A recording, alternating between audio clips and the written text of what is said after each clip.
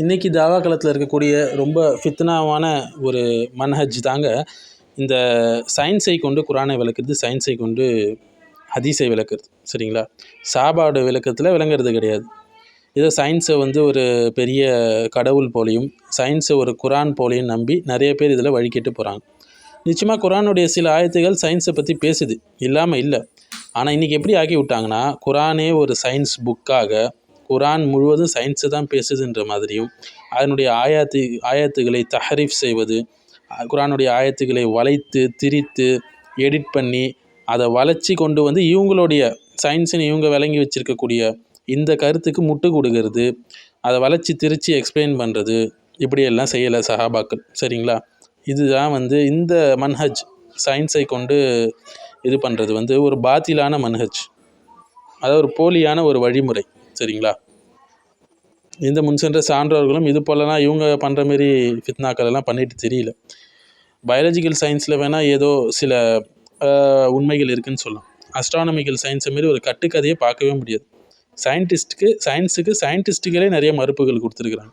சயின்ஸால் எல்லாத்தையும் விளக்கி சொல்ல முடியாது. ஆனால் இவங்களும் என்ன செய்கிறாங்க, சாதாரண ஜாஹிலான மக்கள் சயின்ஸ் தான் எல்லாமே அப்படின்ற மாதிரி எடுத்துக்கொள்கிறாங்க. எந்த அளவுக்கு போகிறாங்கன்னா, குரான் சுன்னாவுடைய ஒரு கருத்து இன்னைக்கு நவீன அறிவியலோடு சற்று முரண்படுவது போல தெரிந்தால் குரான் சுன்னாவை தூக்கி வீசிட்டு, அதாவது ஹதீஸை தூக்கி வீசிடுவாங்க.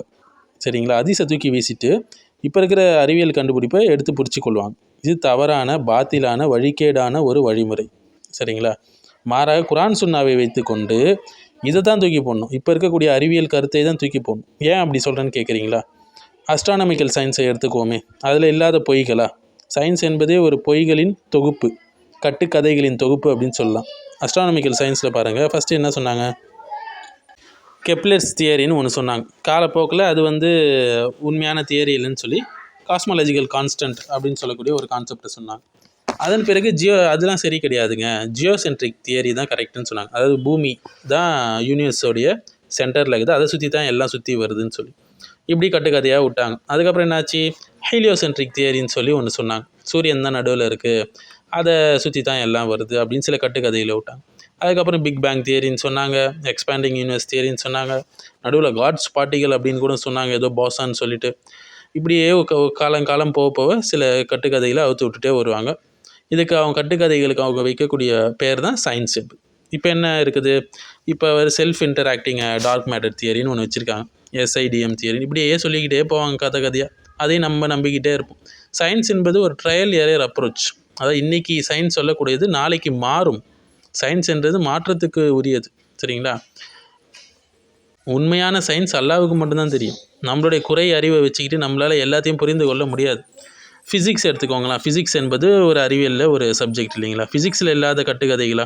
ஃப்ரிட்ஜ் ஆஃப் கேப்ராவுடைய தேவோ ஆஃப் ஃபிசிக்ஸ் என்ற புத்தகத்தை படித்து பாருங்கள். உங்களுக்கு ஃபிசிக்ஸோட எவ்வளோ விஷயங்கள் அவர் ரெஃப்யூட் பண்ணியிருக்காரு சொல்லி பாருங்கள்.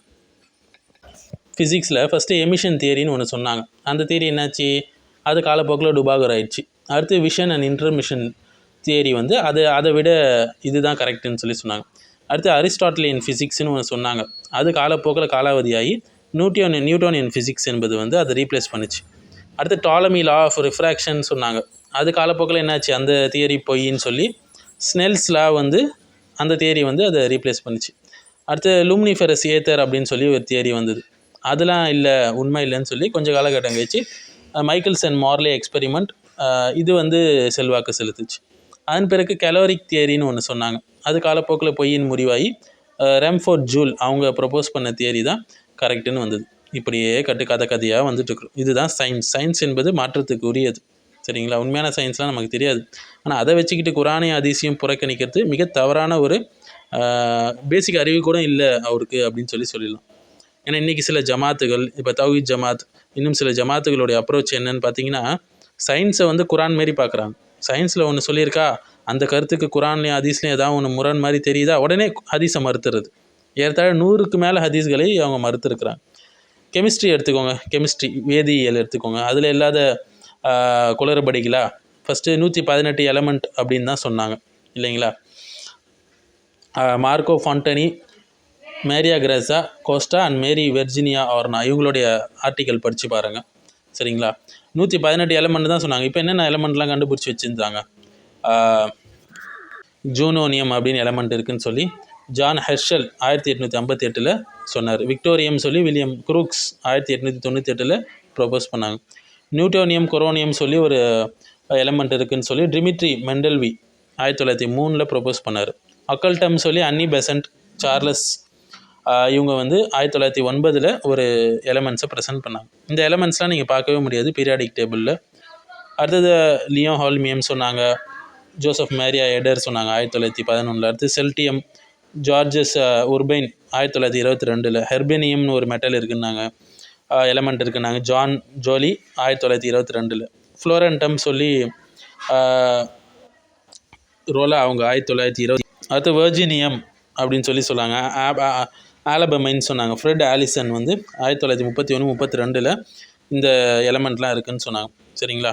ஆசோனியம் சொன்னாங்க, லெஸ்பெரியம் சொன்னாங்க. இதில் என்ரிகோ ஃபெர்மி வந்து 1934 சொன்னது. சரிங்களா. இந்த எலமெண்ட்டை நீங்கள் நிறைய பார்க்கவே முடியாது 118 எலமெண்ட்டில். கெமிஸ்ட்ரியில் இருக்கக்கூடிய குளறுபடிகள் இவ்வளோ. சரி, கெமிஸ்ட்ரியில் தான் இப்படியா, மேக்ஸில் ஏதாச்சும் இருக்கான்னு கேட்டால் மேக்ஸில் இல்லாத குளறுபடியா இன்ஃபைனைட் காஸ்மாலஜி அப்படின்னு சொல்லி ஒரு கான்செப்ட் சொன்னாங்க. காலப்போக்கில் அது பொய்யாச்சு. அடுத்து கேயோஸ் தியரி ப்ரெடிக்டபிலிட்டின்னு சொன்னாங்க, அதுவும் காலப்போக்கில் வந்து பொய்யாச்சு. அடுத்து இதேமாரி கதையாக சொல்லிகிட்டே வருவாங்க. டார்வினோடைய எவல்யூஷன், மேக்ஸோடைய சேலஞ்ச், இது ரெண்டையும் ஒரு கான்செப்டாக சொல்லுவாங்க. அடுத்து ஜுவாலஜியில் பாருங்கள். ஜுவாலஜியில் இல்லாத குறைபடியாக ஸ்பான்டேனியஸ் ஜென்ரேஷன் சொன்னாங்க. காலப்போக்கில் லூயிஸ் பாஸ்டர் தியரி தான் வந்து செல்வாக்கு செலுத்துச்சு. டிரான்ஸ்மிட்டேஷன் ஆஃப் ஸ்பீச்சிஸ்ன்னு சொன்னாங்க, அந்த தியரி வந்து போலியாச்சு. டார்வின் இன் எவல்யூஷன் தியரி தான் செல்வாக்கு செலுத்துச்சு. இன்ஹெரிட்டன்ஸ் ஆஃப் அக்யூர்டு கேரக்டரிஸ்டிக்ஸ் சொன்னாங்க. அடுத்தது வந்து லைசன் கோயிசம் சொன்னாங்க. இது எல்லாத்தையுமே வந்து டார்வின் தியரி வந்து சூப்பர் சீட் பண்ணிடுச்சு. டார்வின் தியரி மட்டும் என்ன இதுவா உண்மையா, அதில் இல்லாத குளறுபடிகளா, அதுக்கு தனித்தனி புத்தகங்களே எழுதியிருக்கிறாங்க. அடுத்து பாட்டனி பாருங்கள். பாட்டனி செடிகளை பற்றி படிக்கிறதுல தியரி ஆஃப் ஸ்பான்டேனியஸ் ஜென்ரேஷன் சொன்னாங்க. ஃபிக்ஸட் ஸ்பீசிஸ் கான்செப்ட்னு சொன்னாங்க. வைட்டல் ஃபோர்ஸ் தியரின்னு சொன்னாங்க. லமார்க்கிசம் தியரின்னு சொன்னாங்க. ஒவ்வொரு சீசனில் ஒரு கதையாக விட்டுட்டு வந்தாங்க. இதெல்லாம் வந்து இதில் பொட்டானியில் இருக்கக்கூடிய குளறுபடிகள். இப்படி நீங்கள் ஃபிசிக்ஸ் எடுத்தாலும் சரி, கெமிஸ்ட்ரி எடுத்தாலும் சரி, மேக்ஸ் எடுத்தாலும் சரி, பாட்னி எடுத்தாலும் சரி, ஜுவாலஜி எடுத்தாலும் சரி, எல்லாத்துலேயும் குளறுபடிகள் இருக்க தான் செய்யுது. எதுவுமே அட்மோஸ்ட் ஹக்கு கிடையாது. ஹக் என்பது குர்ஆன் வ சுன்னா, அல்லாஹ்வுடைய வார்த்தை, நபிகளாருடைய வார்த்தை, இதுதான் ஹக். அதனால் சயின்ஸில் ஒரு விஷயம் இன்றைக்கி சொல்லுவாங்க, நாளைக்கு அந்த கருத்தை மாற்றிடுவாங்க. இப்போ நீங்கள் முன்னாடி சொன்ன விளக்கத்தை வச்சு இது குர்ஆன் ஆயத்துக்கு எக்ஸ்பிளைன் பண்ணுது பாருங்கள், இது 1400 வருஷத்துக்கு முன்னாடியே குர்ஆன் இதை சொல்லிச்சு பாருங்கன்னு சொல்லுவீங்க. நாளைக்கே சயின்ஸில் அந்த கருத்து மாறிச்சுன்னா என்ன ஆகும்? குர்ஆன் பொய்யோ அப்படின்னு சொல்லி மக்கள் மத்தியில் ஒரு குழப்பம் வந்துவிடும். சரிங்களா. சயின்ஸ் என்பது மாறக்கூடியது, குர்ஆனும் சுன்னாவும் மாறாதது. சரிங்களா. இப்போ ரெண்டுத்தையும் மேட்ச் பண்ணுறது, நான் இதுக்கு விளக்கம் கொடுக்குறேன்னு வர்றது பச்சை முட்டாள்தனமே தவிர வேறு ஒன்றும் இல்லை. அப்போ சயின்ஸில் ஒரு கருத்தை மாற்றிட்டா குர்ஆன் ஹதீஸில் முன்னாடி நீங்கள் சொன்ன கருத்தை பொய்ன்னு சொல்லுவீங்களா? நவுது பில்லா, அல்லாஹ் பாதுகாக்கணும். அதனால் யாரெல்லாம் இந்த சயின்ஸை வந்து ஒரு கடவுள் போலையும், சயின்ஸை வந்து குர்ஆன் போலையும் ஹதீஸ் போலவையும் மதிக்கிறாங்களோ நிச்சயமாக அவர்கள் எல்லாம் நிறைய பேர் வழிகேட்டில் தான் போவாங்க. ஏன்னா நிறைய சயின்டிஸ்ட் பார்க்கலாம், எவ்வளோக்கு எவ்வளோ ஒருத்தவங்க அதிகமாக படிக்கிறாங்களோ அவ்வளோக்கு எவ்வளோ அவங்க வந்து என்ன செய்யணும், சத்தியத்தின் பக்கம் அவங்க வரணும், ஹக்கின் பக்கம் வரணும். நிறைய சயின்டிஸ்ட்டை பார்க்கலாம், என்னவாக இருக்கிறாங்க, ஏத்திஸ்ட்டாக இருக்கிறாங்க, கடவுள் மறுப்பு கொள்கையை கொண்டு இருக்கிறாங்க. அதிகமாக சயின்ஸை படிக்க சயின்டிஸ்ட் ஆக என்ன ஆகணும், சத்தியத்தை ஏற்றுக்கொள்ள வேண்டும் இல்லையா? மாறாக கடவுளே இல்லைன்னு மறுக்கிறாங்க. இதுதான் அவங்களுடைய படிப்பு அவங்களுக்கு கொடுத்த பலன்கள். அப்புறம் தியரி ஆஃப் எவல்யூஷன் சொல்லுவாங்க, கட்டுக்கதையை விடுவாங்க. ஃபஸ்ட்டு அமீபா இருந்தது, அது அப்படியே கொஞ்சம் காலத்தில் ஒரு பல்லி ஆச்சு, அதுக்கப்புறம் அது ஒரு பச்சி ஆச்சு, அதுக்கப்புறம் மனுஷன் வந்தான், குரங்குலேருந்து மனுஷன் வந்தான்னு சொல்லி கட்டுக்கதையாக அவுத்து விடுவாங்க. இதெல்லாம் கடவுள் இல்லைன்றதை நிரூபிக்கிறதுக்காக செஞ்ச நிறைய குளறுபடிகள். சரிங்களா. ஒரு சாதாரண பாமரனுக்கு தெரியும் உலகத்தில் உள்ள இந்த எல்லா படைப்பையும் படைத்தவனுக்கு பின்னாடி ஒரு படைப்பாளன் என்பவன் இருக்கிறான் அப்படின்னு சொல்லிட்டு. ஒரு சாதா பாமரனுக்கு தெரிஞ்சது சயின்டிஸ்டின்னு பீத்தி கொள்ளக்கூடிய இவர்களுக்கு தெரியவில்லை. இப்போ குர்ஆன் ஹதீஸுடைய ஒரு கருத்து தற்கால சயின்ஸுக்கு முரண்படுற மாதிரி தெரிஞ்சால் அந்த சயின்ஸ் கருத்தை தான் தூக்கி போட்டுடணும். ஏன்னா அது நாளைக்கு மாறக்கூடிய ஒரு கான்செப்ட் சயின்ஸுன்றது. ஆனால் குர்ஆனும் சுன்னாவும் மாறாது. சரிங்களா. குர்ஆன் என்பது தௌஹீதை பேசக்கூடிய ஒரு நூல், அது அல்லாஹ்வுடைய வார்த்தை. மாறாக குர்ஆன் வந்து இது கிடையாது, ஒரு சயின்ஸ் புக்கு கிடையாது. அதனால் அதை ஒரு சயின்ஸ் புக்கு மாரி பார்க்குறது, இந்த பார்த்தீங்களா 1400 வருஷத்துக்கு முன்னாடி இதை கண்டுபிடிச்சிட்டாங்க, அதை கண்டுபிடிச்சிட்டாங்கன்னு சொல்லி இதிலேயே பிஸி பண்ணிகிட்டு இருக்கிறது ஒரு பாத்திலான ஒரு வழிகெட்ட வழிமுறை. இதை விட்டு தூரமாகி கொள்ள வேண்டும். குர்ஆனுடைய சில ஆயத்துகள் சயின்ஸுடைய விஷயங்களை சொல்லுது, உண்மைதான், அதை மறுக்க முடியாது. சயின்ஸுக்கு சயின்டிஸ்ட்டுகள் கொடுத்த மறுப்பை படிங்க, உங்களுக்கே புரியும் எது உண்மை. சரி, குர்ஆன் சொன்னாதான் உண்மை, சயின்ஸ் அல்ல. உண்மையான சயின்ஸ் எதுன்றது அல்லாஹ்க்கு மட்டும் தான் தெரியும். ஏன்னா அல்லாஹ் தான் அனைத்தையும் படைத்தவன். சரிங்களா? அல்லாஹ்க்கு தான் எல்லா காலங்களும் அறிந்தவன். அல் அலீம், நாம இல்லை. ப்ரொஃபஸர் ஜான் கேர்சன் லெனக்ஸ், ஆக்ஸ்ஃபோர்டில் கேம்பிரிட்ஜில் படித்த மிகப்பெரிய ஒரு சயின்டிஸ்ட். அவருடைய ரீசெண்ட் இன்டர்வியூலாம் பாருங்கள், அவருடைய புக்ஸை படித்து பாருங்கள். சயின்ஸ் என்பது எந்த அளவுக்கு பொய் என்பது உங்களுக்கு புரியும். மேலும் அவர் நிறைய சயின்டிஸ்ட்களோட விவாதமும் செஞ்சுருக்கிறாரு. ரிச்சர்ட் ஹாக்கின்ஸுக்கு விவாதத்தில் மறுப்பு கொடுத்துருக்கிறாரு. கிறிஸ்டோஃபர் ஹிச்சன்ஸ்கியோட விவாதம் பண்ணியிருக்கிறாரு. மேலும் அவருடைய புத்தகம் has science buried God, can science explain everything, இதெல்லாம் படித்தா புரியும் சயின்ஸ் என்பது எந்த அளவுக்கு பொய் என்பது. சரிங்களா? அதனால் குர்ஆன் சுன்னாவை மட்டும்தான் நம்ம தலை மேலே வச்சுக்கணும், மற்றதெல்லாம் தலை கீழே தான் வச்சுக்கணும். வஹியோடு சயின்ஸ் முரண்படும் போது, நம்மளுடைய அறிவு முரண்படும் போது வஹியை தான் நம்ம தலை மேலே வச்சுக்கணும், முற்படுத்தணும். மீதி இருக்கிறது எல்லாத்தையும் தூக்கி போட்டுடலாம். இன்றைய அறிவியல் எதை மறுக்குது?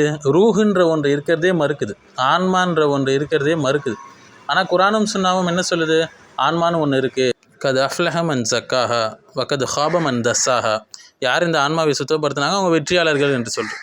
யார் இதை செய்ய தவறாங்களோ அவங்க நஷ்டவாளி என்று சொல்கிறது. இப்போ எதை செய்ய போகிறீங்க? சயின்ஸ் சொல்கிறத நம்ப போகிறீங்களா, இல்லை குர்ஆனும் ஹதீஸும் சொல்லக்கூடியதை நம்ப போகிறீங்களா? இந்த இடத்துல சயின்ஸை தூக்கி குப்பையில் வீச போகிறீங்களா, இல்லை குர்ஆனும் ஹதீஸையுமா? நவுது பில்லா, அல்லாஹ் பாதுகாக்கணும். குர்ஆனும் ஹதீஸும் தான் ஹக், தவிர அறிவியல் அல்ல. அறிவியல் மாற்றத்திற்கு உரியது, குர்ஆனும் சூராவும் மாற்றத்துக்கு உரியதல்ல. மறுமை என்பதையே சயின்ஸ் மறுக்குது. சொர்க்கம் நரகம் என்ற விஷயங்கள். இப்போ எதை நம்ப போகிறீங்க? குர்ஆன் ஹதீஸ் சொல்லக்கூடிய சொர்க்கம் நரகத்தையா, இல்லை மறுமை என்றே ஒன்று இல்லைன்னு சொல்லக்கூடிய சயின்ஸ் நம்ப போகிறீங்களா? நவுது பில்லா, அல்லாஹ் பாதுகாக்கணும். மறுமையை நம்பலனா எப்படி நீங்கள் அதுக்காக அமல் செய்ய போகிறீங்க? உள்ளம் என்பதை நீங்கள் நம்பலனா எப்படி உள்ளத்தை பரிசுத்தப்படுத்துவீங்க? சிந்திக்கணும்.